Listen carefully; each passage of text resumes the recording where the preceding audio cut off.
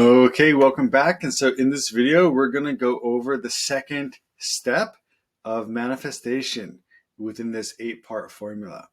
The second step is belief and boundaries. So we're going to talk about how you can use belief and boundaries to change your life and to manifest the things that you want. I've been able to do this to manifest my soulmate, my partner, and also business success in various stages and various ways, including $10,000 days, $30,000 months, $80,000 months, and so on. Okay? And so let's talk about how you can manifest. Let's start with belief. So belief is one of the most powerful forces in the universe. It is like the creative force. So there's two primary creative forces in the universe. There's belief and there's intention, right? So your belief is one of the main things that will help you to create the life you want. It's helpful to get a little bit of a background on belief. Belief works so well because life and the universe is not as fixed as we think it is. It's more of a blank canvas. It's more of a limitless possibilities, right? There's limitless possibilities in life. Like your life has limitless possibilities. Your day has limitless possibilities. Even your past has limitless possibilities because you can look backwards and see it in all different ways. There's something called state-dependent learning and state-dependent memory in psychology that's very well documented and studied, which means that like if somebody's drunk or high, they remember things that they learned while they were drunk or high. So for example, if you learned how to play pool while you're drunk, you play it better when you're drunk. And if you study for tests while you're on Adderall or while you're on coffee, then you better be on Adderall or coffee when you're on the test, because otherwise you won't remember it as well, right? But this also is true for emotions. So like when I'm really happy, I remember my past where I was happy. And when I'm unhappy, I remember my past where I was unhappy. So I might think, I've always kind of been depressed. Or if I'm really anxious, I look back and I think I was always anxious. But if I'm really, really happy and confident, I look back and I'm like, yeah, I was always kind of happy and confident. So that is true, just, period. Like that is very true. Even normal psychology acknowledges that. But there's even more limitless possibilities than that. It's been proven in different studies when it comes to like eyewitnesses for crimes and that kind of thing, that like memory is literally just not dependable. Our memory fills in the gaps. It literally makes up things. And you put things in your memory that you think are true, and many times they're just completely not true, but you believe it like it's real. And so memory is not reliable.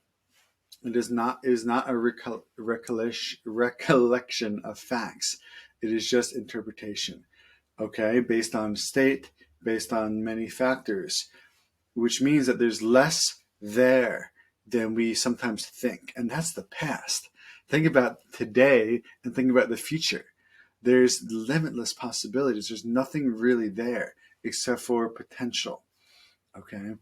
And so what we want to do is just start believing in the version of reality that we want. Believe in the self that you want to be, right? Believe that you are them. Believe in the house that you want to have, right? Believe that is yours. Like believe that you have it, right? Believe that, the things that you want are coming, right? Or that the partner that you want would value you and they would see your value and they'd want to be with you too. Believe that you're ready, right? Believe that you're ready for these things. Maybe you want to start a business. Believe that you're ready. Believe that whatever you want your prices to be, believe that you can, right? When you believe, you're sort of hacking into limitless potential, and you're selecting the version that you want and you're making it real. Now, if we were to get into technicalities, there are some things that don't have the potential to exist. And so believing in them won't make them real.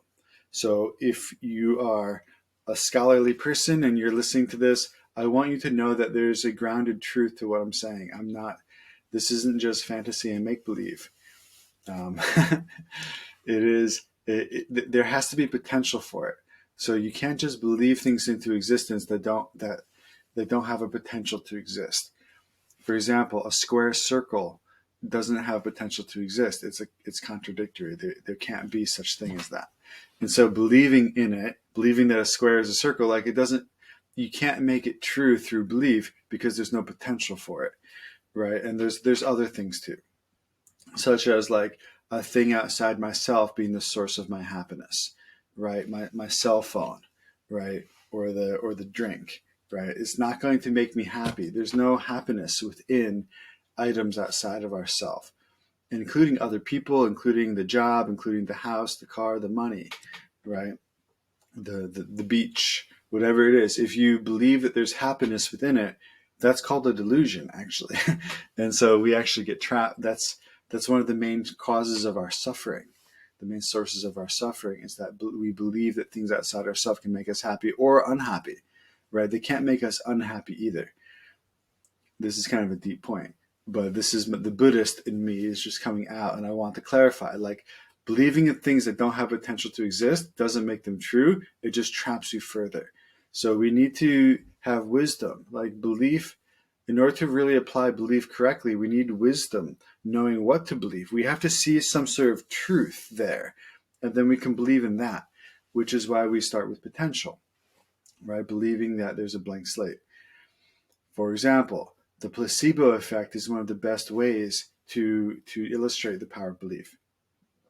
If somebody is sick and they believe that they got a knee surgery because the doctor told them that they did, and they make a little cut and then they sew them back up and they don't do the surgery, people recover better from that than they do from actual surgery in certain studies because of belief. They believe in it, right? Tony Robbins says belief is the medicine, right? Belief is the medicine. The power of belief is similar to the power of faith. It is, they're unified. They're not separate, right? Belief has to include faith for it to have this transformational power, and faith needs wisdom to see things that are true. So there's a combination here of like belief and faith and wisdom, appreciation. All these things are kind of coming along for the ride, and they will help you to transform. Okay. So here we can do a little exercise where we just imagine and believe that we have the life that we want already. Okay, I'll guide you through this now, and I hope you enjoy it. Okay. So we can find a comfortable position for meditation.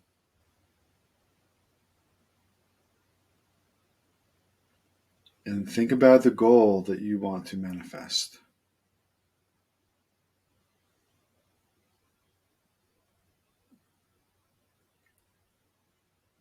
Whatever it is, just believe in it. Believe that you have it right now. Or believe that it's coming. It's coming.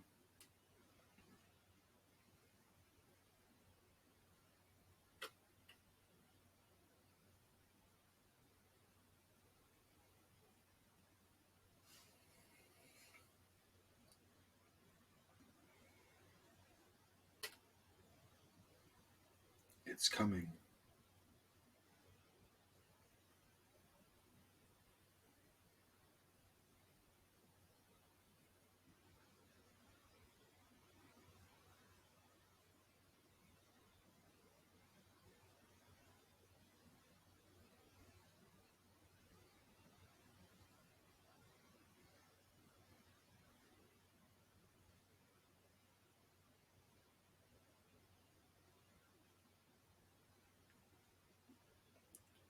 Believe that you have what you want.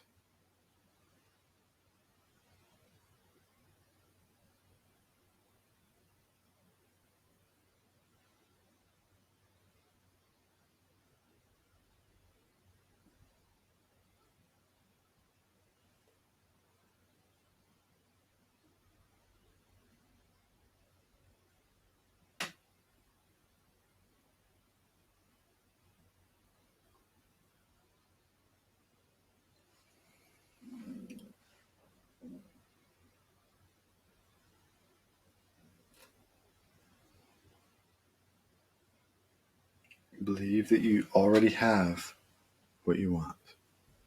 And your belief will make it real.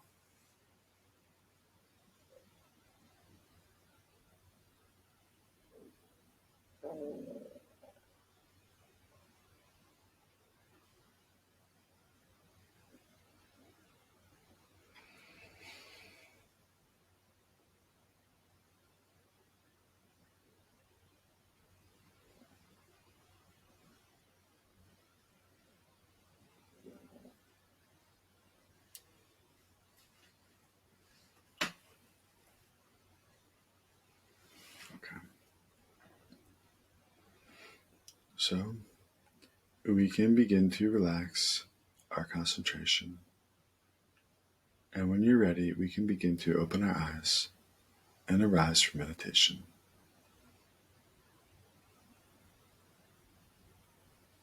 Okay. So that is the power of belief. And the next step is boundaries. We want to say no to things other than what we want. The reason is that things will start to come to you when you do these exercises, or just in general, when your vibe gets higher and when you start believing, things will come to you. And if you say yes to something that isn't meant for you, it can block you from getting what you want.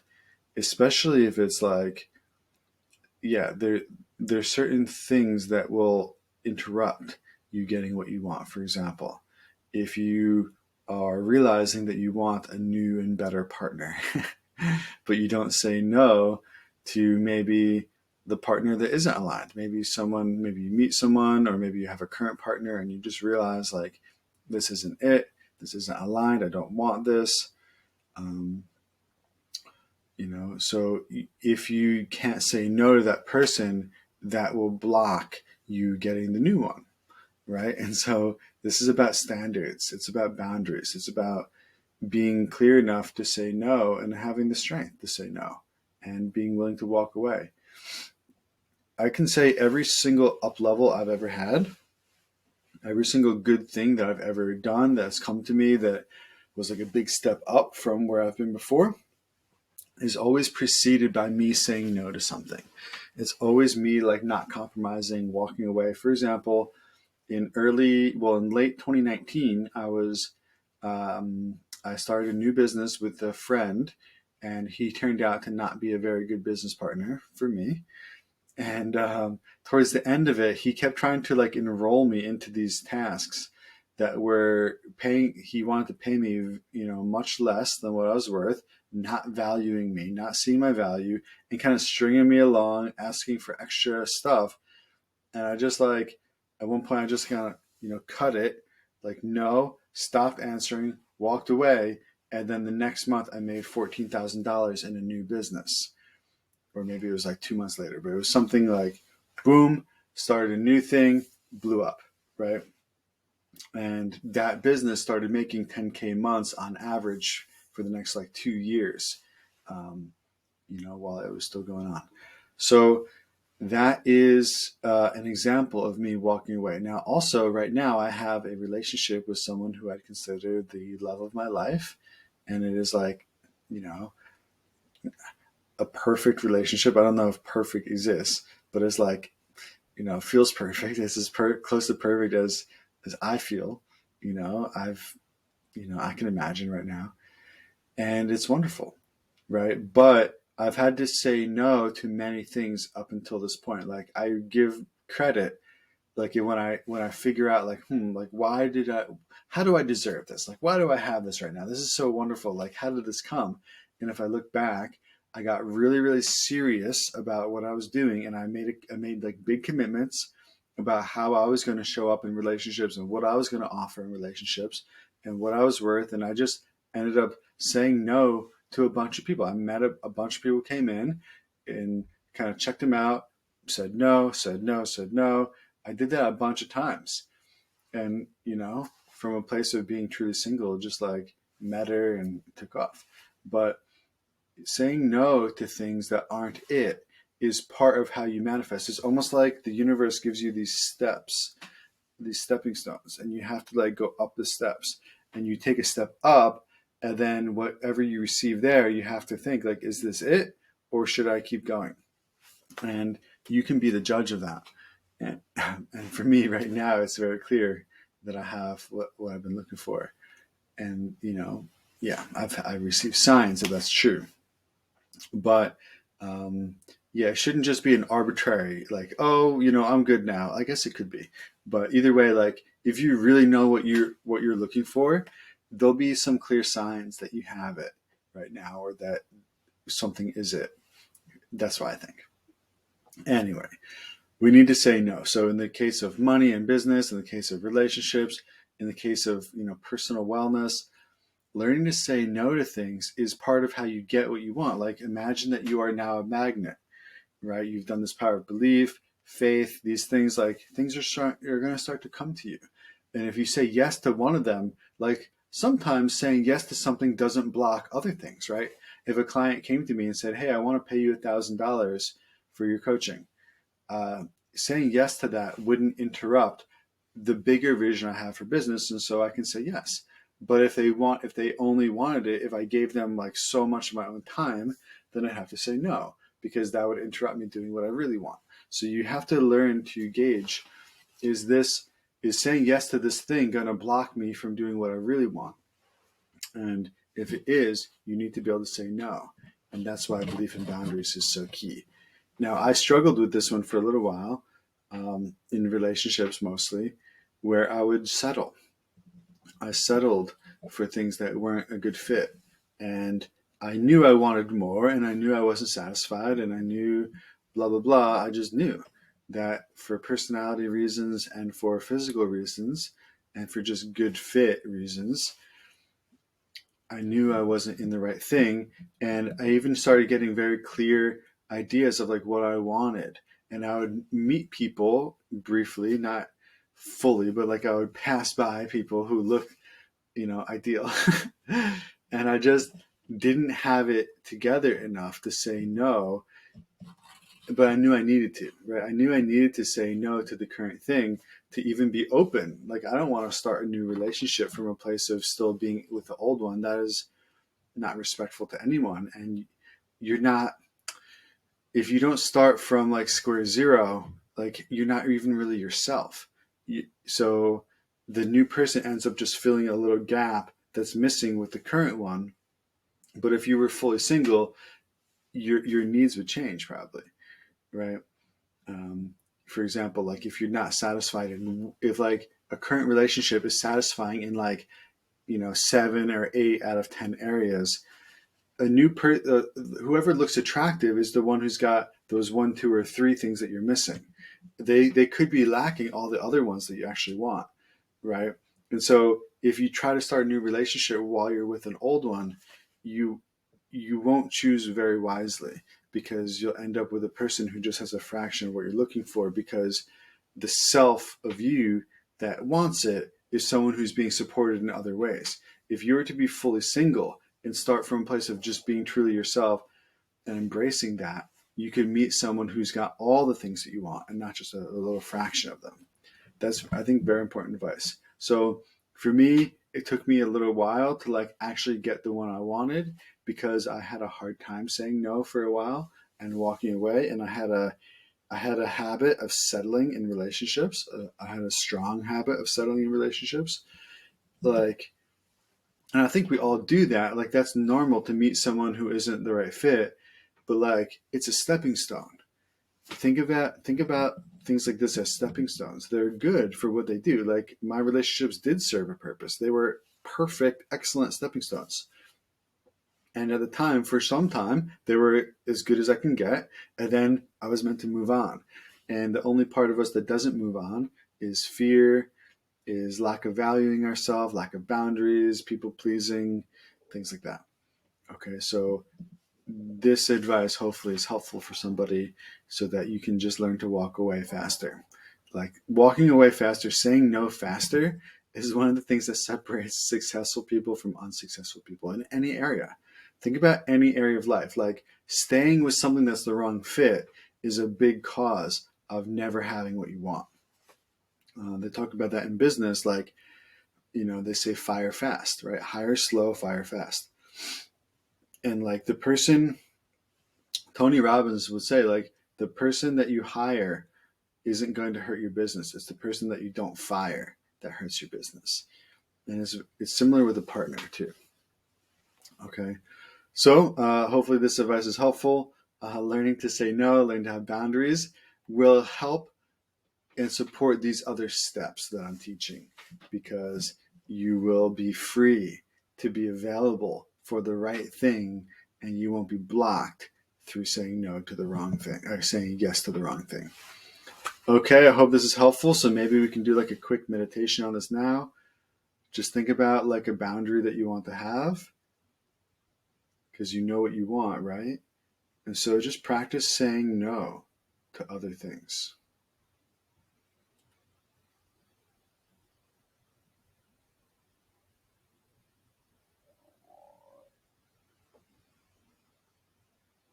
So just imagine scenarios come in that are not fully aligned, and imagine saying no to them, because you're staying open for something better.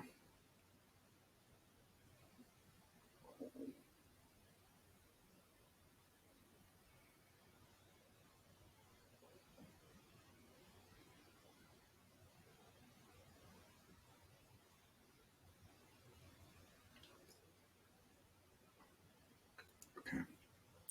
Thank you very much. I hope you enjoyed this video, and I'll see you in the next one. And if you're watching this and you haven't subscribed to my channel yet, or commented, or liked it, or done all the things, I'd love to get to know you. Please let me know what you found helpful. And if you want to ask a question about other videos, I'm looking for inspiration for like what other videos should I make. All right. Thank you so much. Talk to you soon.